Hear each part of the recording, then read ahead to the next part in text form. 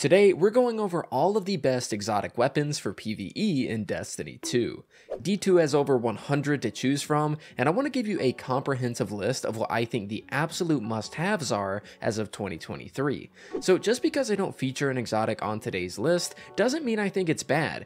It's just if I were starting the game from scratch, these would be the ones I would absolutely want to focus on getting first. So with all that said, let's begin. I want to tackle this video by category, so we'll go from kinetic to energy to heavy, and before that, I want to talk about some exotic rarity tools that are going to up your grooming game tenfold. So today's video is sponsored by Manscaped. Manscaped is trusted by over 8 million men around the globe, and what better way to showcase why that is than with the Performance Package 4.0. The showrunner for said package being the Lawnmower 4.0, which features a ceramic blade to reduce grooming accidents, and even has an LED light that you can use to see what you're doing down there. The lawnmower is even waterproof, meaning that you can trim in the shower for maximum convenience, and even features a smart and cordless charging system that gives up to 90 minutes of a full charge. The Performance Package also includes the Weed Whacker 2.0, which comes with a 7K RPM motor and an improved steel blade system, and has proprietary tech that will reduce any kind of snags or tugs that you might get in your nose holes. But we're still not done, because next up is the Crop Reviver Ball Toner Spray, which is used as a cooling aloe vera spritz to freshen your area whenever you'd like, as well as the Crop Preserver, which is for after a shower for all day body odor protection. Manscaped even features two awesome gifts with this package, the first of which being the Shed Travel Bag for all of your traveling needs, as well as this really cool Manscaped scarf. Which it isn't actually a scarf, it's actually boxer briefs. Anyways, go to manscaped.com today and get 20% off plus free international shipping when using promo code DemonJoe at checkout. That is 20% off plus free shipping with promo code DemonJoe at manscaped.com, and thank you Manscaped for sponsoring today's video. Starting our video off, I don't think we can go with a much stronger overall exotic than the WITHERHOARD. This weapon comes with the Primeval's Torment trait, which states that projectiles fired by this weapon will blight the target or the nearby area on impact, essentially creating a damage over time effect on a particular enemy or in an area on the ground, which allows the WITHERHOARD to do many things. It can be used for general ad clear, it's great for proccing the perk bait and switch on DPS weapons, or just for damaging high health bar enemies in the background. This weapon is obtained from the exotic kiosk in the tower, and upon earning the weapon you can complete the exotic catalyst quest from Banshee, and that's going to give WITHERHOARD the auto-loading holster perk, which makes it that much more powerful. If I were starting Destiny from scratch, this would be one of the very first weapons that I'd go out of my way to get my hands on. Wishender is up next and is one of those exotics that went from the laughingstock of the community to one of the strongest in-game weapons in the game. This exotic bow comes with the trait Queen's Wrath, which states that while ADS and the bow is fully drawn, combatants behind walls are highlighted and arrows can pierce shields, and this is also strong against barrier champions. Wishender can also overpenetrate targets, meaning that you can hit multiple enemies in a single arrow shot, which is pretty damn crazy. This bow is mainly used in higher level content where there's overall more enemies with elemental shields, and of course it's also used if you're expecting barrier champions because you can one-tap them. Because of the exotic primary buffs that we got a while back, Wishender is also great for one-shotting red bar enemies, even inside Grandmaster content. You'll get this weapon via the Broken Awoken Talisman quest via Petrovenge or the quest kiosk in the tower. Now listen, Strand nowadays has pretty much put stasis on the back burner for a lot of people, but that doesn't change the fact that AGER'S Scepter remains one of the best exotics, and it doesn't even need subclass synergy. AGER'S Scepter comes with the trait AGER'S Call, which states that final blows with this weapon generate a slowing burst around the defeated target. This of course means that you'll be able to freeze enemies on top of this by building up those slow stacks, which would be really easy considering that AGER'S also has built-in subsistence. This weapon also comes with a catalyst, which can be found inside the core playlist activities, which allows you to consume your super meter in order to overcharge the weapon's beam to dish out insane amounts of damage and crowd control. In this day and age where many people are running double special, AGER'S is one of the best weapons that you could use for such a playstyle, and you'll find it inside the exotic weapons kiosk in the tower. Up next is ARBALEST. Now, this weapon is seen by many to basically be the special weapon version of Wishender, and to a degree that is true, but ARBALEST has a very important use case outside of just barriers. Now, before talking about that, the ARBALEST boils down to its compounding force trait, which states that this weapon fires slugs that cause massive damage to enemy shields, and that this is strong against barrier champions. The weapon also has built-in disruption break, which after breaking an enemy shield is going to allow them to take 50% extra kinetic damage for the next 5.5 seconds. Now with that said, ARBALEST makes for a great anti-shield and barrier champion weapon, but it also doubles as a fantastic option to use for general damage when facing a boss. Whether you're out of ammo and you're heavy, or you want to save it for later, like when champions will spawn mid-fight in a GM, ARBALEST is perfect for that as well. ARBALEST can currently be gotten from a new light quest from 𝗏𝗏 in the Cosmodrome, and is definitely worth your exotic slot. Conditional Finality is up next for the video, and just so happens to be a shotgun that I still do not have. If the gameplay in the background looks similar to the last time I talked about this gun, that's because it's recycled due to my raid exotic RNG being the worst on the planet. Slight mental breakdown aside, Conditional Finality comes from the Root of Nightmares raid and is a kinetic slot shotgun that shoots both fire and ice thanks to its exotic trait Split Decision. The special part about this weapon featuring dual elements comes from the perk Paracausal Pellets, which states that landing nearly all stasis pellets in a shot will freeze a target, and for solar pellets, ignite them. This means that you not only have 2 high damaging shots per magazine, but those shots when combined on an enemy will freeze them for the first shot, then shatter, and then ignite on the second for just overall huge damage. This shotgun is one of the most fun and effective raid exotics in the game, and just about every player should own one. Except for me apparently. IZANAGI'S Burden. This weapon right here has almost single-handedly carried the sniper rifle weapon category for almost all of its life, as it's just always been one of the best across the board. IZANAGI is known for its ability to load 4 shots into one thanks to the honed edge trait, allowing it to dish out insane amounts of burst damage. This is most useful inside raid content when paired with an auto-loading rocket, which will allow you to fire a rocket, swap to IZANAGI for the honed edge shot, reload after said shot, swap back to the rocket, and repeat. This strategy has been the bread and butter for quite some time now, and if you're wanting to get in on the DPSing fun, you'll find this exotic at the exotic kiosk in the tower, with the catalyst that increases honed edge damage, dropping from playlist activities. OSTEO STRIGA. If you were around for the launch of Witch Queen, I'm sure you remember the absolute insanity that was this community and simping for OSTEO STRIGA. And for good reason too, as OSTEO is easily a top primary in this game today. OSTEO is crafted via doing the Witch Queen campaign and allows you to spread poison to nearby targets after landing a final blow, or simply just precision hits. When getting the catalyst, any kills that you get with this poison will reload and even overflow your magazine, making it that much better. Finally, if you're on a Warlock, you can use necrotic grips to make this poison effect essentially act as though it were chain reaction.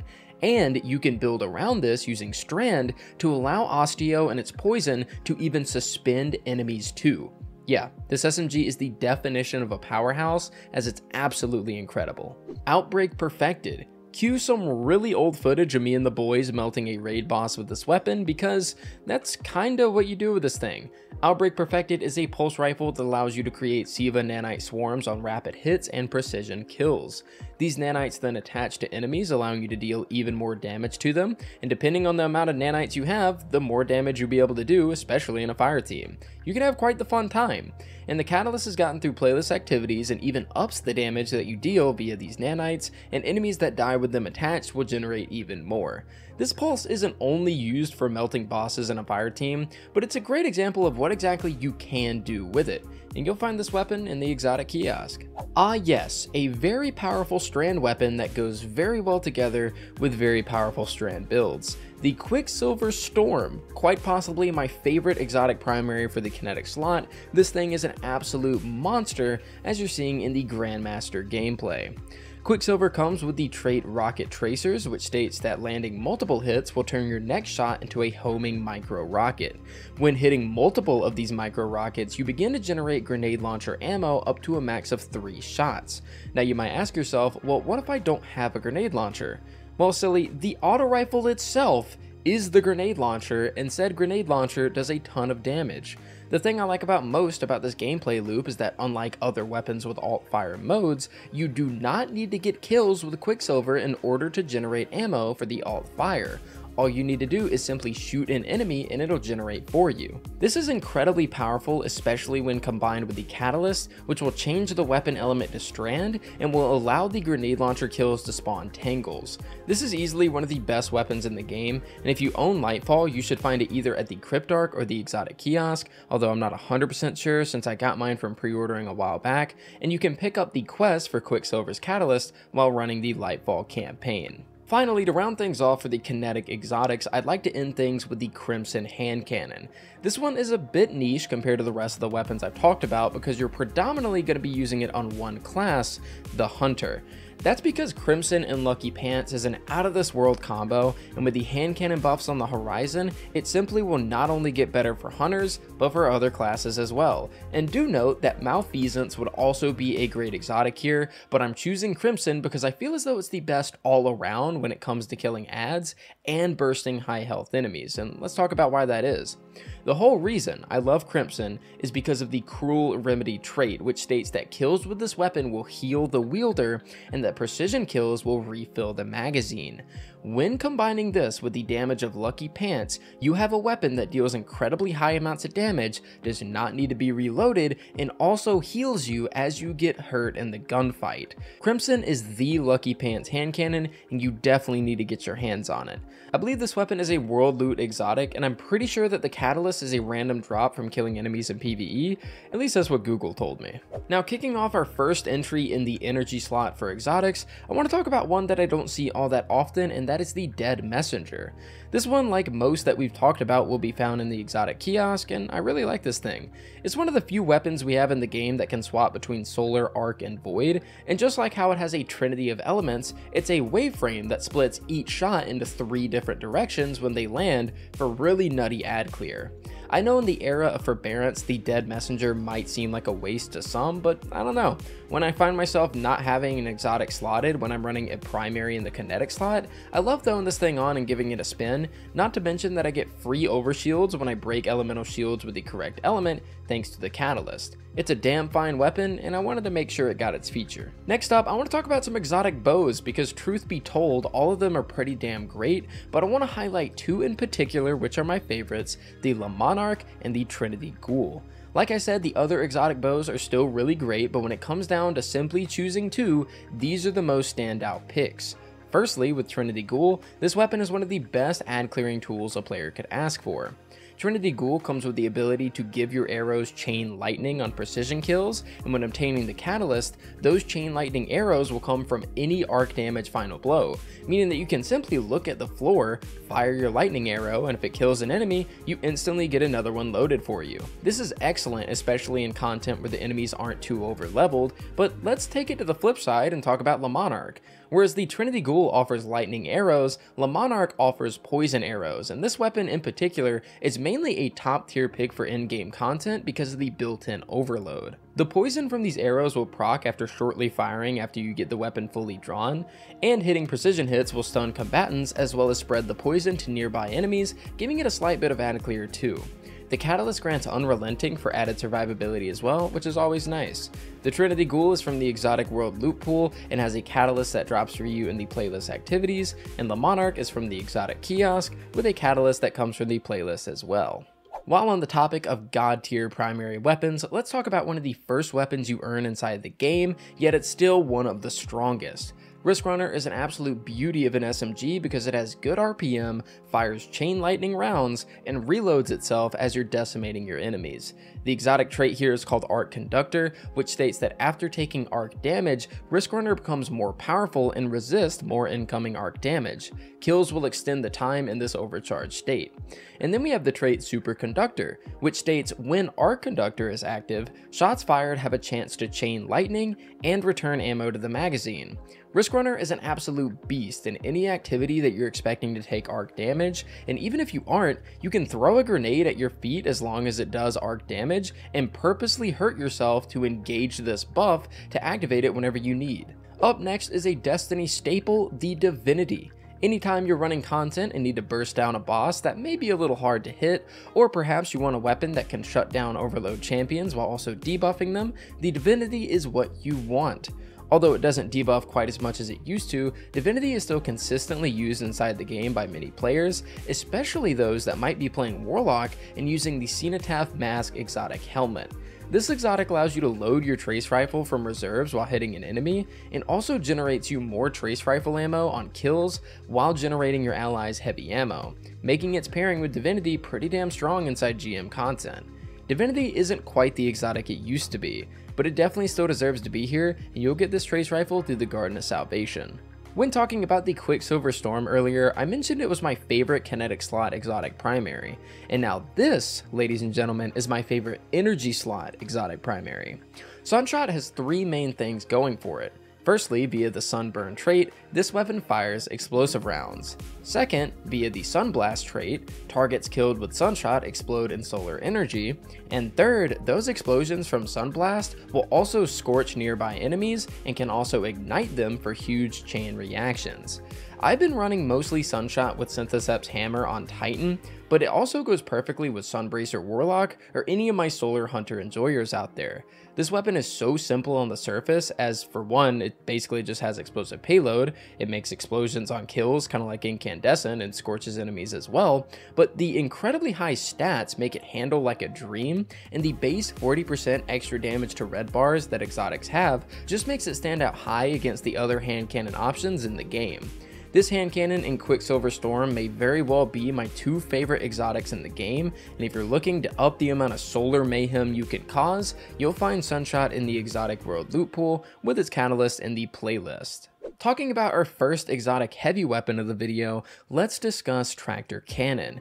With the nerf to Divinity a while back, this opened up a lot more use cases for Tractor in the PvE sandbox, and it's a phenomenal weapon for DPS, whether running in raids or dungeons. Tractor Cannon gives a 30% debuff to the target you hit, with it allowing your team to absolutely bake said target. The two areas of the game that I personally use this the most are the Golgoroth encounter as someone that takes the gaze, or inside the Root of Nightmares raid when fighting Nezarec. Tractor Cannon is a world loot exotic, and I believe the catalyst drops from random PvE enemy kills. Y'all definitely knew this one was coming, as we cannot discuss the best exotics in the game without mentioning the GJALLARHORN. This weapon and catalyst comes from the Grasp of Avarice dungeon, and Galley is the cornerstone of 99% of fire teams when it comes to dishing out meta DPS. This is because GJALLARHORN gives all nearby teammates the ability to proc Wolfpack rounds on their legendary rockets, which increases the total damage output by extreme amounts. And although only one person in the fire team needs Galley before a DPS phase, it definitely is worth having for just about anybody for any area of the game. There's not much I can say here about the Galley that you guys don't already know, just get your hands on it if you're a newer player, and thank me later. When it comes to swords in Destiny, you don't usually see as much bladed combat as you used to, like back in the day before Falling Guillotine got its nerf, but nowadays it's mainly people just flying around with eager edge swords. But there's one main exception to this, and that's of course the Lament. This chainsaw sword is a one-of-a-kind as it dishes out Reb sword combos that deal really nice DPS and also heal the user on every single slash. When combining the Lament with strongholds, the wielder becomes that much harder to kill, making the sword meta when it comes to bursting down high health bars up close. It also comes with built-in anti-barrier capabilities, which is also a fantastic side addition, and you can find this weapon via the Beyond Light quest lines. I know some people may be scratching their heads at the addition of this weapon on today's list, but I truly feel like XENOPHAGE does belong in today's video. Sure, Xeno might be a fairly lazy weapon that doesn't do anything extraordinary, but I feel like it belongs because it's kind of just a jack of all trades, master of none style weapon that anybody can throw on at literally any time. You get this weapon from Shadowkeep, and its main appeal is being a machine gun that is slow firing, yet heavy hitting with high powered explosive rounds. It's great in areas like Security Encounter and Deepstone, Oracles and Bog, or like I said earlier, just about any area of the game that's going to feature multiple beefy enemies that you can just down in 1 to 2 shots in a pinch. Xeno isn't necessarily meta, but you can use it in just about any area of the game, and I definitely feel like it belongs. With that now said, I kind of want to rapid fire some honorable mentions because like I said in the beginning, there are a ton of really good exotics in this game, and there's no way I can name them all. But there are some exotics that stand out, but not quite enough to make it on the main list, so let's go over them. Malfeasance. As stated before, I feel like it doesn't quite have the flexibility that Crimson does, especially when rocking lucky pants, but this weapon would definitely be a force to be reckoned with, especially on champions with the hand cannon buff coming up. Lumina. Pretty good hand cannon that has its use as a support weapon in DPS scenarios to boost your teammates' damage. It's really good for day 1 raids or master raids when you truly need to squeeze out just a little bit of extra damage for the completion. Cloud Strike. A fairly niche sniper rifle that does some pretty nice DPS, but I personally don't ever use the thing that much, but it really isn't all that bad. Tikus and Hierarchy of Needs. As mentioned before, these are fantastic exotic bows, but in my opinion, just not quite as good as the Monarch or Trinity Ghoul. Definitely worth using though in solar burn activities when anti-champion bow mods are available. Collective Obligation. A super good exotic if you're leaning heavy into void builds, and if you're good at micromanaging your buffs. It's not quite my cup of tea, but I know that some people really love this thing, so I wanted to have it in the video. Leviathan's Breath. This is a very hard-hitting heavy bow that stuns unstopped champions, and it's a great option for solo dungeons since it does decent chunk damage and can stagger bosses. And finally, Parasite. This is a really awesome burst DPS weapon that sees a lot of use in encounters like Aatrox in the Deepstone Crypt, and aside from that, who doesn't like slinging worms at their enemies anyways? With that said though, ladies and gentlemen, that is going to do it for me today. Those are my best exotic weapons in Destiny 2 as of 2023, and I really do hope you all enjoyed. As stated before, there is no way that I covered every good exotic in today's video, but these were just mainly the ones that, like I said, if I were starting the game from scratch, I would want these as soon as possible. So if I did miss out on one that you're a big fan of, make sure to leave it in the comment section down below. Now, before ending things off, I'd like to give a shout out to the wonderful people that keep my channel going via Patreon and YouTube memberships. For tier 2 and up for Patreon, we have Admis, Serenity, Austin, Cinco, and Galumia. And for my tier 2 YouTube members, we have B-Dubs, Alex Miser, Hank the Tank, Bluesman, Aldo Martin, Kira Gira, Imposter, 𝗍𝗓𝗏𝗍𝒐𝗍, Brandon Fisher, Ram, Irvin Hornby, Mad Ghost Salty, Nimble Fox, Mamimi, Clear, Angel, Ben McClellan, Mayhem Gaming, and Serenity once more. Thank you all so much for watching, and I'll see you all next time.